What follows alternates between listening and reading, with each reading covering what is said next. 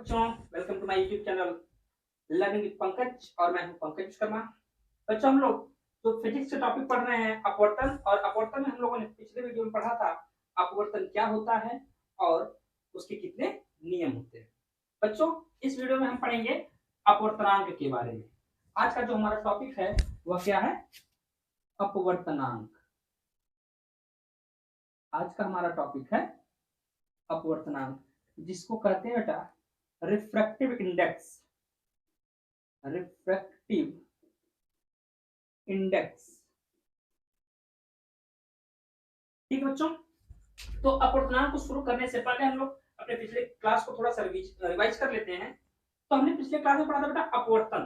तो अपवर्तन में बताया गया था कि जब कोई प्रकाश किरण एक माध्यम से दूसरे माध्यम में प्रवेश करती है, उसके वेग में कुछ परिवर्तन होता है, जिसके कारण वो अपने मार्ग से क्या होती है? विचलित होती है। इसी घटना को हमने अपवर्तन कहा। ठीक है, उसके बाद अपवर्तन के नियम के बारे में पढ़ा हमने। अपवर्तन का जो नियम था वह दो नियम था बेटा। पहला नियम था आपतित किरण, अपवर्तित किरण और आपतन बिंदु पर अभिलंब तीनों एक ही तल में होते हैं। और जो दूसरा नियम पढ़ा था वह था आपतन कोण थीटा साइन आई और अपवर्तन कोण थीटा साइन आर का अनुपात कांस्टेंट होता है। इसे स्नेल का नियम कहते हैं। ठीक बच्चों, हमारा जो दूसरा रूल था वो क्या था? Sine i upon sine r बराबर एन। यह किसका नियम है बेटा? स्नेल का नियम है। स्नेल का नियम। ठीक है बच्चों, तो अब अगर हम बात करेंगे अपवर्तनांक की। आपने पढ़ा कि अपवर्तन में जब प्रकाश किरण दूसरे माध्यम में जाती है तो अपने मार्ग से क्या होती है? विचलित हो जाती है, अपने मार्ग से भटक जाती है। तो कितना उसका विचलन हुआ है वही क्या कहलाता है? अपवर्तनांक। ये बात है थियोरेटिकल कॉन्सेप्ट की। अगर हम बात करेंगे मैथमेटिकल कॉन्सेप्ट की, तो अपवर्तनांक को बेटा हम दिखाते हैं स्मॉल एन से। किससे दिखाते हैं बेटा? स्मॉल एन से। ठीक है, अब आपको कुछ इस तरह से दिख सकता है लिखा हुआ 1n2, या फिर दिख सकता है n12। दोनों का मतलब एक ही है। तो ये 1 क्या है, 2 क्या है, आइए देखते हैं। तो बेटा जो 1 है वह है पहले माध्यम का अपवर्तनांक।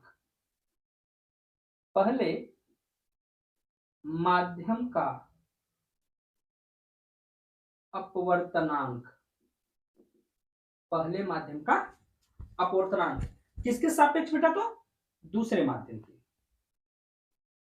दूसरे माध्यम के सापेक्ष। दूसरे माध्यम के सापेक्ष। ठीक बेटा, अब बात आई समझ में कि 1 क्या है, 2 क्या है। तो अगर इस प्रकार लिखा जाएगा 1n2 या n12, तो दोनों का मतलब एक ही होता है। और मतलब क्या होता है इसका? मतलब यह होता है कि पहले माध्यम का अपवर्तनांक दूसरे माध्यम के सापेक्ष। तो इसको इस प्रकार भी लिख सकते हैं बेटा, इसको इस प्रकार लिख सकते हैं कि दूसरे माध्यम में प्रकाश की चाल बटे पहले माध्यम में प्रकाश की चाल। तो दूसरे माध्यम में प्रकाश की चाल, दूसरे माध्यम में प्रकाश की चाल बटे क्या होगा? पहले माध्यम में प्रकाश की चाल। पहले माध्यम में प्रकाश की चाल। अगर हम मान ले बेटा कि दूसरे माध्यम में प्रकाश की चाल v2 है और पहले माध्यम में प्रकाश की चाल v1 है, तो हो जाएगा v2 अपॉन v1। ठीक है, यानी देख लो इसको लिखने का तरीका क्या है कि जो बाद में लिखा गया है उसको ऊपर लिखते हैं और जो पहले लिखा गया उसको नीचे लिखते हैं। इतनी बात समझ में आई? अगर मान लो कुछ इस प्रकार लिख दिया जाए 2n1 या n21, तब क्या होगा बेटा? इस प्रकार लिख दिया जाए, यहां तो लिखा गया था 1n2, तो आपने कहा पहले माध्यम का अपवर्तनांक दूसरे माध्यम के सापेक्ष। अगर आपको लिख दिया जाए 2n1 या n21, तब क्या होगा? तब यह होगा बेटा दूसरे माध्यम का अपवर्तनांक पहले माध्यम के सापेक्ष। क्या होगा? दूसरे माध्यम का अपवर्तनांक, अपवर्तनांक किसके सापेक्ष बेटा? पहले माध्यम के सापेक्ष, पहले माध्यम के सापेक्ष। तो इसको हम क्या लिख सकते हैं? इसको लिख सकते हैं, तो जो पहले है उसको नीचे लिखेंगे, जो दूसरे नंबर पर उसको ऊपर लिखेंगे। तो जो लास्ट में है उसका मतलब है पहले माध्यम में, माने V1 चार्ज अपान दूसरे माध्यम में क्या होगा? V2। ठीक है, माने पहले माध्यम में प्रकाश की चाल बटे दूसरे माध्यम में प्रकाश की चाल। ये तो बात है। इस प्रकार अगर लिखा हो तो इसका मतलब है, कभी कभी लिख देता है N1, केवल N1 दे दिया, अब तो कहानी में ट्विस्ट आ गया, या अभी N1 क्या है? बात सिंपल सी है कि N दिया इसका मतलब अपवर्तनांक है, 1 दिया है इसका मतलब पहले माध्यम का है ना, तो क्या होगा? पहले माध्यम का, पहले माध्यम का अपवर्तनांक क्या होगा बेटा? पहले माध्यम का अपवर्तनांक। अब किसके सापेक्ष है ये नहीं दिया है, इसका मतलब ये स्थान क्या है? खाली है। तो खाली है इसका मतलब क्या होगा बेटा? निर्वात होगा। खाली है तो क्या होगा? निर्वात। तो निर्वात के सापेक्ष, निर्वात के सापेक्ष। अगर निर्वात के सापेक्ष है बेटा, तो इसका मतलब है कि निर्वात में प्रकाश की चाल बटे, लास्ट में क्या है? निर्वात है, तो निर्वात में प्रकाश की चाल बटे पहले माध्यम में प्रकाश की चाल। तो क्या होगा? यहां पर हो जाएगा निर्वात में प्रकाश की चाल बटे पहले माध्यम में प्रकाश की चाल। यही होगा बेटा, पहले माध्यम में प्रकाश की चाल। अगर जो निर्वात में प्रकाश की चाल होता है बेटा ना, उसको दिखाते हैं हम लोग C से, और पहले माध्यम प्रकाश की चाल कितना है? तो V1 है, तो C अपान क्या हो गया? V1। अगर आपको दे दे N2, N2 बराबर क्या है? अगर N2 दे दो इसका मतलब क्या होगा? इसका मतलब अपवर्तनांक, और 2 का मतलब दूसरे माध्यम का। किसके सापेक्ष है? कुछ नहीं दिया, इसका मतलब निर्वात। तो क्या होगा? दूसरे माध्यम का, दूसरे माध्यम का अपवर्तनांक, दूसरे माध्यम का अपवर्तनांक किसके सापेक्ष? तो निर्वात के सापेक्ष, निर्वात के सापेक्ष। तो इसको क्या लिख सकते हैं बेटा? तो सबसे लास्ट में क्या निर्वात दिया गया है, मतलब C अपान N2 मतलब दूसरे माध्यम प्रकाश की चाल मतलब V2 है ना। तो इतनी बात आपको याद रखनी। एक बार फिर से देखते हैं, अगर आपको N1N2 या N12 दे दे, इसका मतलब क्या होगा?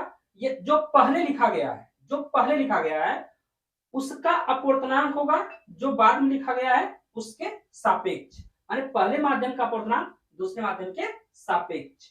ठीक उसी प्रकार यहां नीचे दिया गया 2N1, तो जो पहले लिखा गया उसका अपवर्तनांक मतलब दूसरे माध्यम का अपवर्तनांक, जो अंतिम में लिखा गया है उसके सापेक्ष माने पहले माध्यम के सापेक्ष। तो इन दोनों को लिखते हैं बेटा, जो लास्ट में दिया गया है उस माध्यम में प्रकाश की चाल, तो लास्ट में 1 दिया गया है तो पहले माध्यम में प्रकाश की चाल बटे, फिर पहले क्या दिया गया है तो दूसरे माध्यम में प्रकाश की चाल माने V1 अपान V2 लिख सकते हैं। तो ऐसे हम क्या करेंगे? सबको लिख सकते हैं। ठीक, अब थोड़ा सा एक इसके बारे में समझ लो बेटा। अगर किसी माध्यम का अपवर्तनांक निर्वात के सापेक्ष हो तो उससे हम निरपेक्ष अपवर्तनांक कहते हैं। क्या कहते हैं बेटा? निरपेक्ष अपवर्तनांक। तो पूछ लेता है कभी कभी क्वेश्चन कि निरपेक्ष अपवर्तनांक किसे कहते हैं, तो कहेंगे कि किसी माध्यम के साथ किसी माध्यम का अपवर्तनांक निरपेक्ष किसी माध्यम का अपवर्तनांक निर्वात के सापेक्ष हो तो जो अपवर्तनांक होगा वह कौन सा अपवर्तनांक होगा? निरपेक्ष अपवर्तनांक। तो निरपेक्ष अपवर्तनांक के बारे में लिख सकते हैं हम लोग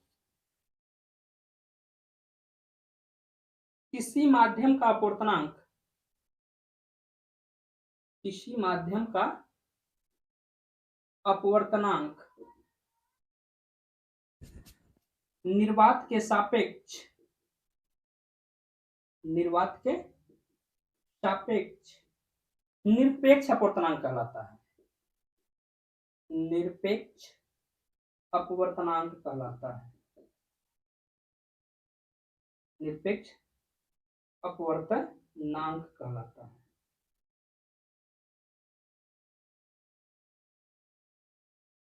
बात आई समझ बच्चों? इसका स्क्रीनशॉट ले लीजिए आप लोग, मैं जा रहा हूं।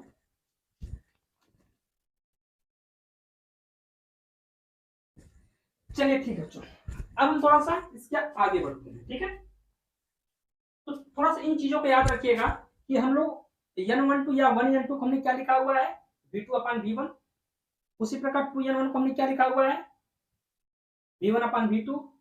n1 बराबर हमने क्या लिखा है, c1/v1। और n2 बराबर हमने क्या लिखा है, c2/v2। ठीक है, इतनी बात को आपको याद रखना है।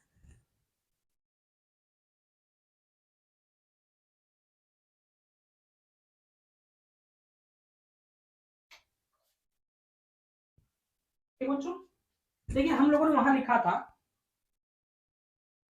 1n2 बराबर v2/v1। उसी प्रकार हमने लिखा था 2n1 बराबर v1/v2। उसी प्रकार हमने लिखा था n1 बराबर c/v1। और आपने n2 बराबर निकाला था c/v2। ये हम लोगों ने वहां निकाला था। अगर हम कहते बेटा यदि n2/n1 हो, तब क्या होगा बेटा, तब होगा n2 का मान क्या है, c/v2/n1 का मान क्या है, c/v1। तो इसको लिख सकते हैं हम लोग, क्या लिख सकते हैं बेटा, लिख सकते हैं c/v2 इंटू, अब ये c/v1 है तो क्या होगा, v1/c हो जाएगा, v1/c। c से क्या हो गया, कट गया।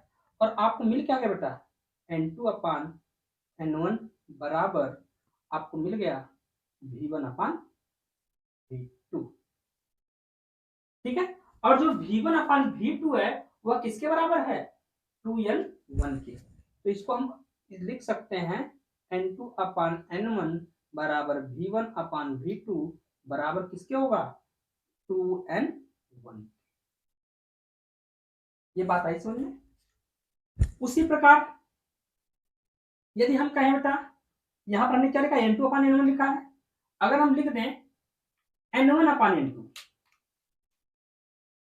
n1/n2, तब बराबर क्या होगा बेटा, n1 का मान क्या है, c/v1 n2 का मान क्या है, c/v2। तो क्या हो जाएगा, ये हो जाएगा c/v1 into v2/c1, sorry c से कट जाएगा। क्या मिलेगा आपको, n1/n2 बराबर v2/v1 बराबर, अब जो v2/v1 है वो किसके बराबर बेटा, v2/v1 है वो किसके बराबर है, 1 and 2, 1 and 2। ये बात आई समझ में आपके?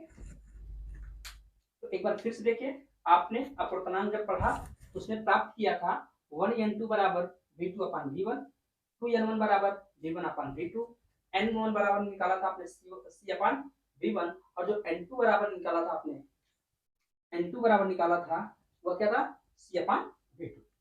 यदि हम क्या करें, n2/n1 करें बेटा, तो आपको क्या मिलेगा, n2 का मान क्या है, c/v2, n1 का मान क्या है, c/v1। तो हम इसको जब सॉल्व करेंगे तो यह होगा c/v2 इंटू, अब ये c/v1 है तो ऊपर जाएगा तो क्या होगा, v1/c। तो क्या होगा, c से कट गया, आपको क्या मिल गया, n2/n1 बराबर मिल गया v1/v2।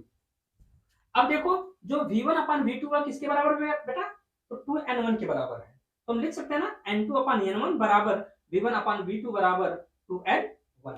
इसका मतलब है जब 2N1 लिखा गया होगा हम लिख सकते हैं N2 अपॉन N1। ठीक है, उसी प्रकार यदि हम क्या करें N1 अपॉन N2 की बात करें तो N1 अपॉन N2 बराबर क्या होगा, N1 का मान C upon V1 upon N2 का मान क्या है C अपॉन V2।